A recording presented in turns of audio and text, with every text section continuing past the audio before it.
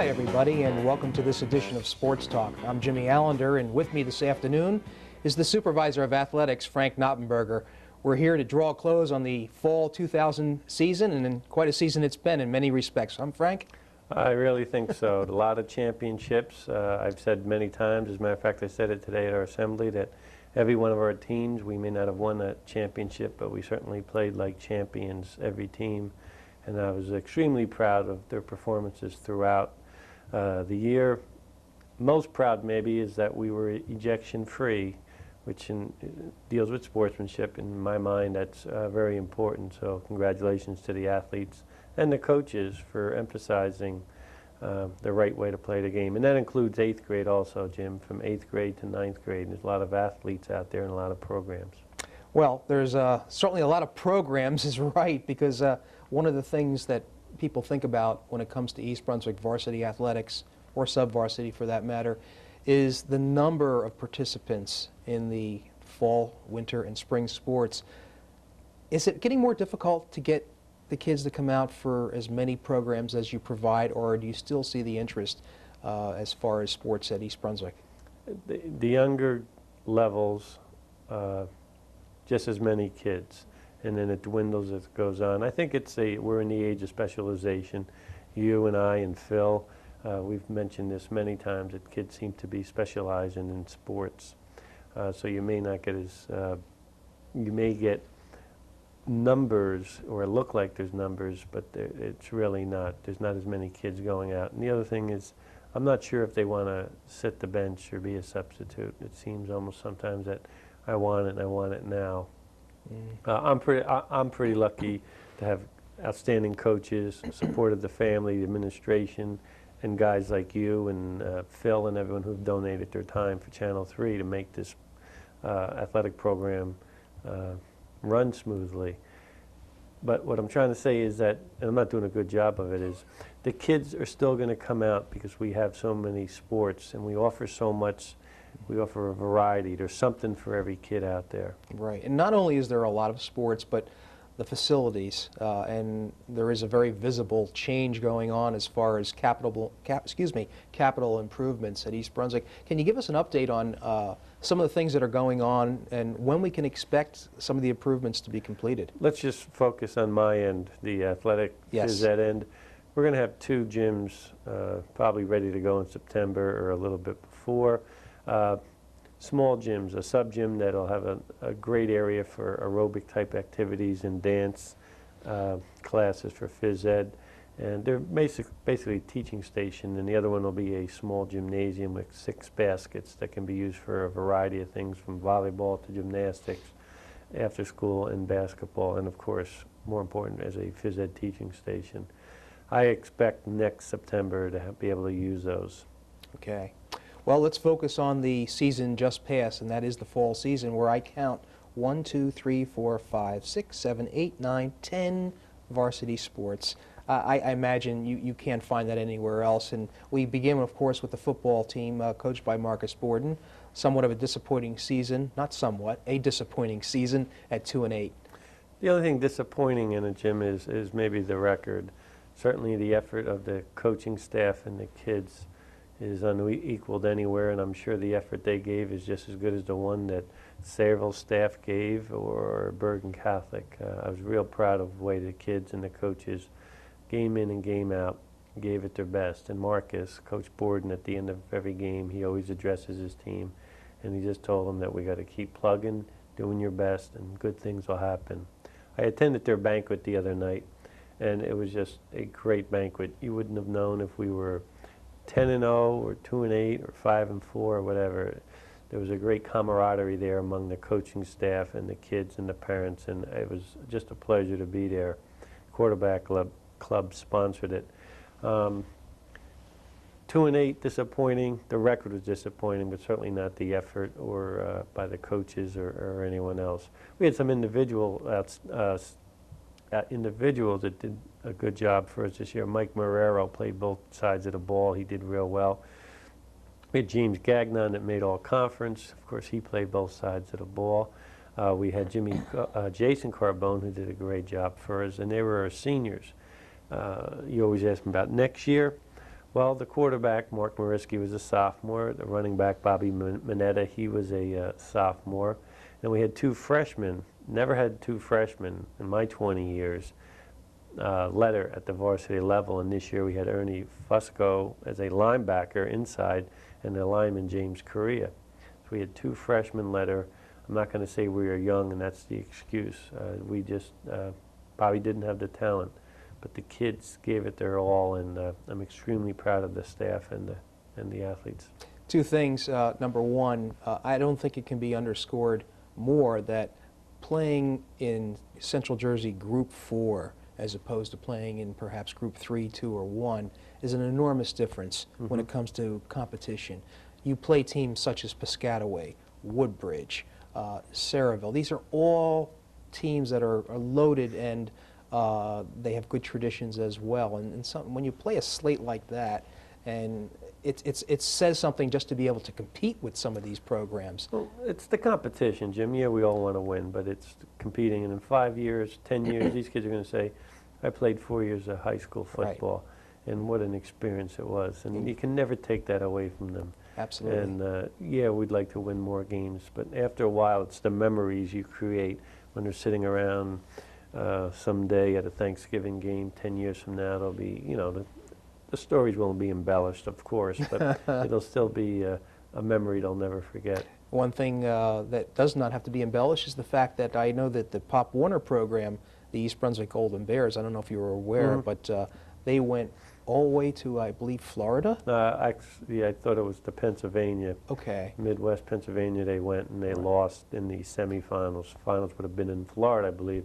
Yeah, congratulations to them. They did a great job. They had some great athletes, and we're looking forward to them playing for us next year and in the future. Okay. Okay, next sport is girls volleyball, coached by Greg Rutz, finished with a fine 13-9 record. Greg's a first-year teacher for us. He replaced the legendary, can you become a legend after 5 years? Why not? I don't know. He replaced, of course, Scott Arnauer, who left and went to become an administrator at Cherry Hill. He had a tough task ahead of him replacing Scott, but he did a real good job. We had some big wins, individual wins, a great win against Eastern. We qualified for the states. We made it to the semis of the, should have made it to the sectional semis. We made it to the quarters, and we made it to the semis of the conference tournament. There was a little bit of adjustment in the beginning, but getting used to Greg and his ways. Not that it was different from Scott's, it was just getting used to a different personality. But the kids, I thought, did a real good job. Debbie Quo, Tara Swenson really came up big for us when they needed. Becky Halp did a good job. And Maura Kirby, who we'll talk about maybe later at basketball, she was the key. And next year she'll even be better as a junior athlete playing volleyball. We'll be back on top. And next year, Jim, for the first time, the conference, the GMC, they will not sponsor it as a regular season GMC sport, although we have Edison and Stevens joined, and Piscataway is going to have a team next year. Okay. The following year, the next year, which is the 01 season, there will be a GMC champion. And East Brunswick's got a good shot of winning that next year. I was going to say the sport is very well entrenched now. There seems to be a lot of interest, and it's a good crossover sport for a lot of the other female athletes. I agree 100%, but it's just a great sport to be involved in and to observe and watch. It's, I guess, the sport of the next decade, I don't know. But you'll see a lot more schools. I told you about Stevens and Edison and Piscataway. You'll see a lot more schools picking it up. Okay. All the best to the girls volleyball program for their fine season. And then we talk about cheerleading. Every year we say that it's a sport, and legitimately so. It really does require a tremendous amount of athletic expertise. Well, they probably participate in more events than anyone because they cheer for football, boys soccer, girls soccer. So the number of times they're competing and cheering is probably beyond any type of rule. And you know the state doesn't govern it. But I'm extremely proud of our cheerleading staff and Coach Adams. I guess the best compliment a AD or a coach can get is when you visit somewhere and they say, boy, your cheerleaders look great, or your band is looking good, or Right. your team looks really sharp out there. Mhm. And I'm always receiving compliments about our cheerleaders. And I think a lot of it has to do, Jim, because I think the coaches put the seniors and the captains in the leadership role. And a lot of the times they really come through. We had Jennifer Plumser and Jillian Miller did a great job in that leadership role for us in the fall this year. Now, you talk about leadership role. What kind of responsibilities did they take on? Well, when they see things aren't going right in practice, Mhm. or if they see something's not happening the way it should be at a game, they will step it up and say, hey guys, we need to do this, just like a captain would be in football. Sure, absolutely. And I know about a year ago I asked you if there was a possibility of competitions for the high school cheerleaders. Where are we with that? I'm still in favor of it. Everyone's still in favor of it. Cheerleading's complicated. You have cheerleading squads, Mm-hmm. which cheer at the game. Then you have competition squads. Right. And they kind of, both of them don't kind of mesh. There's either one or the other. And that's one of the obstacles that's holding people back from getting them involved. And there's a lot of time commitment. That's the key. Do you have the cheerleading team to be there at the soccer game, or do you have them practice to get for the competition next week? Right. But there's definitely an interest in soccer. Yes, there is in soccer, but certainly in cheerleading in East Brunswick. And again, I think we've got like 4 males out in our winter squad. All right. The next sport, field hockey. I see the record was 11-5-1, and I see the coach, Cindy Todoroff. I have a feeling she had something to do with that. Cindy's probably the best coach in the county, and I say that because I've seen them all after 12 years, and I see what she does day in and day out. Matter of fact, she was in my office today, annoying me, making phone calls to colleges, not annoying, I'm teasing, calling colleges about this kid or this kid can play for you and you should offer her, because she takes a 100% effort into her coaching and for her athletes. And they respond to her. They respond to her and they give it right back to her as far as the effort's concerned. That's why we're always competitive. That's why we're always good. Kelly Moore did a great job in goal for us. Janine McMillan will probably be a scholarship player, not this year, she's a junior. Okay. So she'll be back and she'll be a top player in the county. And Erin Balint, who graduated, probably could get a scholarship, but she's a good student and she'll decide where she wants to go. She probably doesn't know if she wants to even play field hockey in college. But Cindy does a great job pre-season, during the season, and certainly after season, from everything from collecting equipment to running a banquet for the kids to get them any type of post-season recognition. Well, congratulations to the East Brunswick field hockey team. It was a fine season, and it's starting to grow in popularity now. You mentioned girls volleyball as a growing sport. Slowly but surely, I see more teams starting to come onto the scene, and maybe we're looking at a day where Central Jersey field hockey will be as competitive as, say, what is in the South and Mercer County and those places. I'm not sure if that's the Pennsylvania connection, and it's been more of a tradition down there longer. But we have a 9th grade team, and I believe they had one loss this year, and that was the Shore Regional, which is an outstanding program. Right. So I'm not sure how much more popular it will get in Middlesex County, but I'm telling you, it'll be in East Brunswick for a long, long time. All right. Let's move on to the track, or actually the field cross country. The girls cross country team was coached by Tim Burnett with a 5-2 record. The girls qualified, Jim. I guess I've been up here since '77, and I can't remember if we've ever qualified for the group champions before. Mm-hmm. And how's that happen? In the sectionals, you have to be like the top 5, Okay. which we made. And I can't remember. I know it has not happened since I've been AD, which is 12 years, and that includes great teams with Kira Horvath leading the way. Absolutely. So this was a great milestone for our kids to qualify and make it there. And there was no outstanding runner. Sure. They ran in a pack. They ran like a bunch of bumblebees, and they piled up the points that way, and that was the coach's philosophy. He said, we don't have an outstanding runner that's going to win every race, be first or second, but if we stay as a group and compete as a team and train as a team, then we're going to gather the points up. And they did very well in the conference, too. I believe they took a 5th. And then, you know, but to make it to the States, it was quite an accomplishment for these kids. Erin Goldenberg, Jessica Cooper-Smith, and Alicia Cruz were outstanding for us. They'll be back next year, and I think we'll be okay. More than okay, I would say, if you can, you know, qualify as you did for the sectional championships or the conference and to have those return can only bode well for the future of the program. Do you see as an infusion of young runners as well? I think this group has a young group. There's a lot of juniors this year. We're working on trying to get a 9th grade or an 8th grade feeder system going into the town.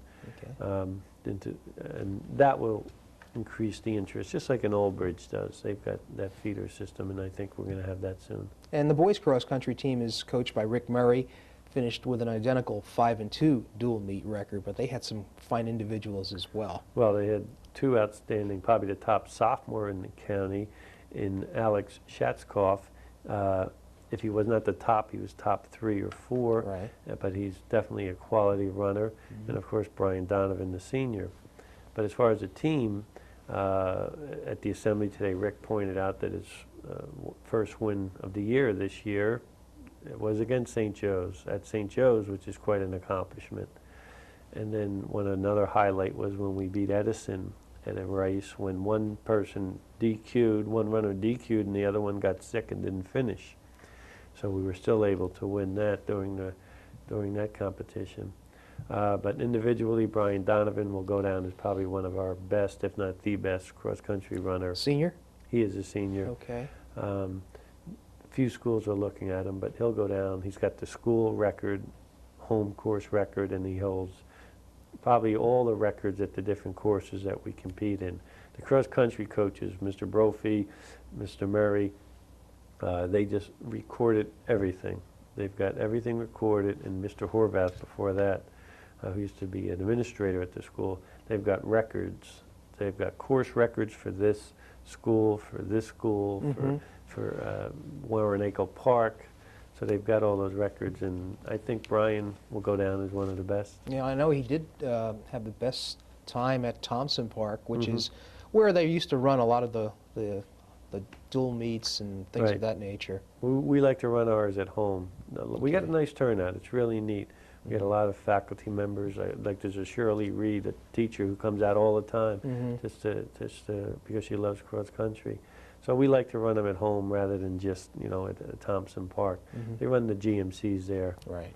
Okay, let's move on to boys soccer, where once again, and Dan Haston is the coach and starting to make a habit of being among the best teams, not only in Middlesex County, but also the state of New Jersey. They finished with a 14-4-2 record.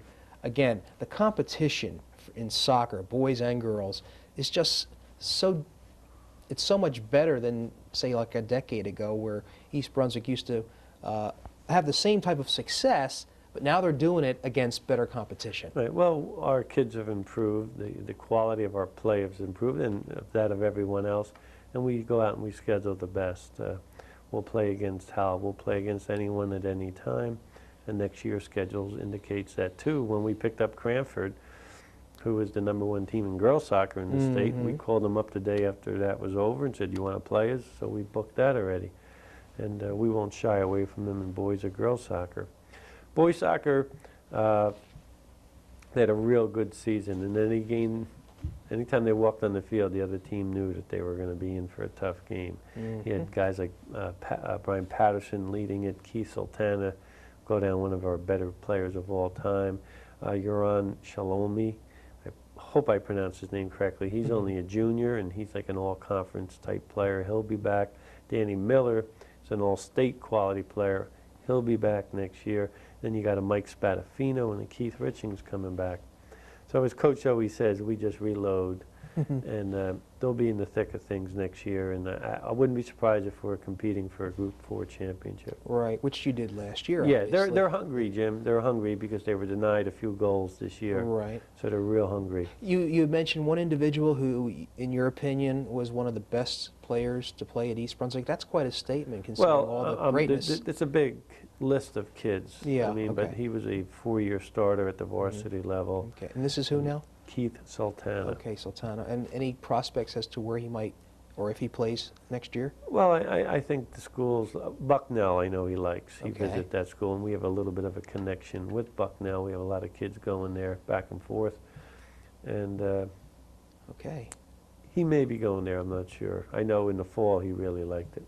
Right, and congratulations once more to Dan Hastings' team. He himself has established quite a record. I know he achieved some milestones. I think he's just short of it. He's 4 short. Of? He doesn't want, I think it's 200, and he doesn't want to talk about it, so we're not going to talk about it. Okay. And he doesn't want any big celebration. Well, I have a prediction. He'll probably achieve it next year. I would think so. Okay, and again, one of the hallmark soccer programs in the state of New Jersey annually is the girls soccer program, coached by the longtime, I think only coach that East Brunswick has ever had, Lou Cosa. Finished with a 20-3 record, but a record that in my mind is one of the top achievements in the state of New Jersey, and that is the 21st consecutive year that East Brunswick has won the Middlesex County Championship. That is an amazing record. Yeah, you talk about a dynasty. I mean, that's the only, and division title along with that. That's, we can go on and on. I mean, it's really pretty unbelievable. I mean, they talk about the Yankees winning, 3 in a row. I mean, and how unbelievable. How about going 20-something years? These kids weren't born yet, Jim. And they were I didn't think of winning. that. They were not born. They weren't even thinking soccer. And it just keeps happening. We have a nice deal going. The Township Soccer Club is pretty good. We have an 8th grade program that's well coached. We have the freshman club. We got a JV club, so we got that progression going, and it's a nice setup. Okay. And the coaching staff works extremely hard. The kids are talented coming in. We put them in the right places. We coach them. And, when you get a Heather O'Reilly who's, out there with the National Olympic Team development, national development of Olympic teams, working out with them, when and I know unofficially North Carolina and Notre Dame are real interested in them. You got a Bonnie Reese who's been playing soccer since she's been a peanut. You got an Alana Unger who's an unsung hero, but she'd be a star in any other team. And then you got an Ashley Stapleton who's a 3-sport star who's as good as anyone on any team. So there's a lot of kids out there that can play soccer. And Louis does a good job. He doesn't get the credit he deserves, but Louis, and I know that you're doing the right thing with him. We've got 3 minutes, or 4 minutes actually, to cover 2 sports. So let's have a go at the girls' gymnastics team. It's coached by Carl Newberry, first year, I believe. Division champs. 7-1 record. Conference champs, qualified for the states again. A great group of underclassmen led by Ashley Morrison, Jen Ruth, and Diane Costner. They're going to be just as strong next year. Then we have the tennis team and Coach Grant. 11 years in a row, Jim, for the GMC Division and Conference champion. Matter of fact, 4 of the positions for conference champions were won by our team. We have the kids coming in, and Karen puts them in the right spot. And I'm not saying she doesn't coach, because she's a great coach. She's an outstanding coach, and she should be Coach of the Year. But Alina Balasa was the top 8 tennis players in the state. Right. She's as good as anyone. Then our doubles team, coach works their strategy to make them be as good as they are. So there's a lot of coaching going on. Rachel Newman, Ann Cooperstein, Debbie Sharnack, Jen Eng, Barry Frankfurter, and Jamie Dowd. They were conference champions, and all of them, they were either all division or all conference, and it was a team effort. And if we had more time, I would tell you, but it came down to, we had to go to Stevens to play 1 match to continue an undefeated season. and they couldn't wait to go. And we went out there, and when we got there, we were down. It was a cold day, and we got further behind. And then Jen came along in the end at third singles and clinched another undefeated season in the conference for us. Well, it's been a tremendous, tremendous fall season, as it always is. Right. Some groups, Jim, that never get recognition. Yes. And that's Phil Hosser's group, and I'd be remiss if I didn't recognize them in their sport. They're every day with the team working with Phil's group, and they have to do just like anyone else, they have to have the academic grades up there. They earn varsity letters, and Phil even makes them take tests, written tests about knowledge. Evan Abramowitz, Rashawn Patel, Stacy Weinberg, Tony Christensen, Scott Kramer, and Scott Reese. Congratulations to them. Right. Thank you for your help. I know it's not always demonstrated in the newspapers what a great job you do, but we, the athletic department and coaches, appreciate everything you do. Okay. Coaching vacancies, anything for the fall season, anything to talk about there? Possibly could have a vacancy in girls cross country. Okay. I think coach is gone, so we're going to be advertising for that. And you were asking off the air before, what do we look for? Well, we want them to be an educator. We want the person to be an educator, a background in the sport, and of course, having competed as an athlete certainly helps. And then we do an interview process, just like for a teaching position. And I, being around so many years, Jim, I have lots of friends out there, so I would call an AD and say, tell me what you think about Jimmy Allinder. What's the story on him? So there's a lot of that, because I feel I'm going to put a lot of effort into the person that we hire, or the person I recommend to be a coach. Wow. So it's a grueling process, but we try to get the best we can. And so far, the Board of Education, the principals have been pretty supportive in helping me. And that's important. Well, that's going to do it. A really nice job, as always, of just wrapping up the fall sports season, and that's going to wrap it up for us this afternoon. So for Frank Noppenberger, this is Jimmy Allinder saying thanks for being with us.